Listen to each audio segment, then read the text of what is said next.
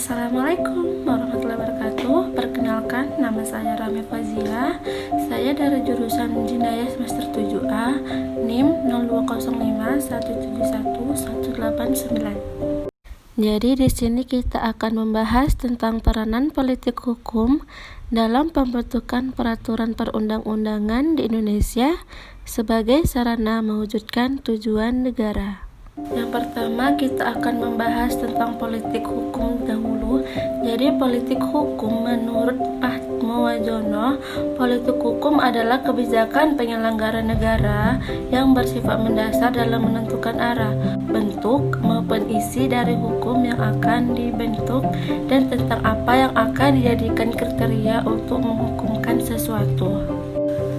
Pengertian politik hukum menurut Teku Muhammad Radi adalah suatu pernyataan kehendak penguasa negara yang mengenai hukum yang berlaku di wilayahnya dan mengenai arah perkembangan hukum. Jadi kita dapat simpulkan pengertian politik hukum itu adalah kebijakan sebagai dasar untuk menyelenggara negara khususnya dalam bidang hukum mengenai hukum yang akan berjalan, sedang berjalan, dan telah berlakunya yang diambil dengan nilai-nilai yang tumbuh dan hidup serta di masyarakat untuk mencapai tujuan negara.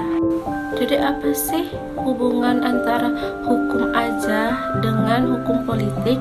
Jadi antara hukum dan hukum politik itu tidak bisa dipisahkan dalam baik pembentukan maupun implementasinya, karena menurut pakar hukum tata negara Universitas Diponegoro Suharjo berpendapat bahwa hukum dan politik merupakan pasangan, dibuktikan dengan pengaruh signifikan konfigurasi politik terhadap produk hukum di Indonesia. Apa sih yang dimaksud dengan hukum nasional? Jadi hukum nasional itu adalah hukum yang berlaku di seluruh wilayah negara kesatuan Republik Indonesia dalam bentuk tertulis maupun tidak tertulis. Hukum tertulis itu yang seperti apa? Jadi hukum tertulis itu seperti perundang-undangan. Kenapa? Karena peraturan perundang-undangan dan proses pembentukannya itu memerankan fungsi signifikan sistem hukum nasional itu sendiri. Dan peraturan perundang-undangan adalah yang memuat norma hukum yang mengikat secara umum dan dibentuk atau ditetapkan oleh lembaga negara atau pejabat yang berwenang melalui prosedur yang telah ditetapkan dalam Undang-Undang Nomor 12 Tahun 2011 tentang pembentukan peraturan perundang-undangan.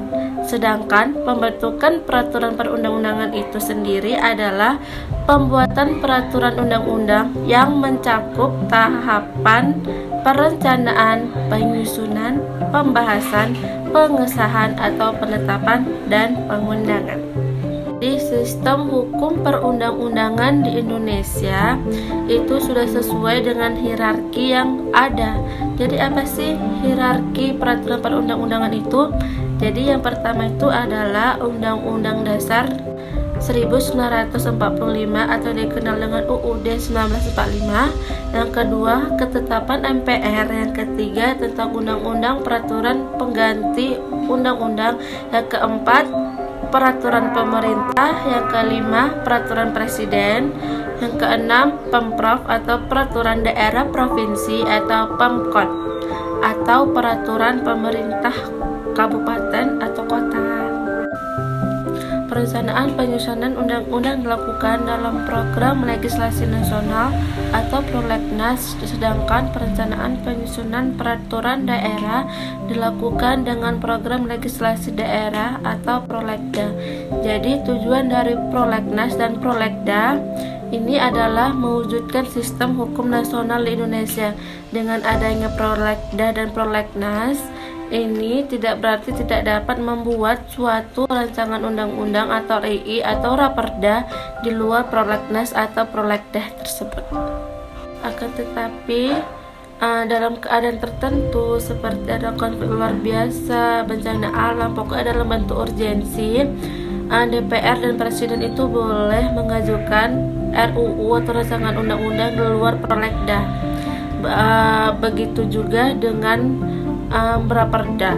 DPR dan gubernur dapat mengajukan raperda di luar prolegda untuk mengatasi keadaan yang sama urgensi gitu. Tak hanya itu, peraturan perundang-undangan itu mempunyai asas-asas penting. Jadi apa-apa sih asas-asas penting itu? Jadi yang pertama itu tentang asas pengayoman, yang kedua asas kemanusiaan, asas keadilan, asas kenucataraan, asas Bhinneka Tunggal Ika, asas kesamaan dan hukum dalam pemerintahan, asas ketertiban dan kepastian hukum, dan asas keseimbangan, keserasian, dan keselarasaan. Selain asas-asas yang udah saya katakan tadi, jadi peraturan perundang-undangan itu harus ada tujuan dasarnya. Jadi apa sih tujuan dasarnya? Yang pertama seperti adanya harus ada yang dicapai dalam pembentukannya. Yang kedua harus dibuat oleh lembaga yang memang berwenang. Terus yang ketiga materi muatannya harus tepat. Yang keempat efektivitas aplikasinya di dalam masyarakat itu harus baik secara sosiologi, filosofis, dan maupun yuridis. Yang kelima benar-benar dibutuhkan biar jadi bermanfaat dalam mengatur kehidupan bermasyarakat, berbangsa, dan bernegara. Yang keenam, sistematika pilihan kata bahkan istilah bahasa itu harus jelas.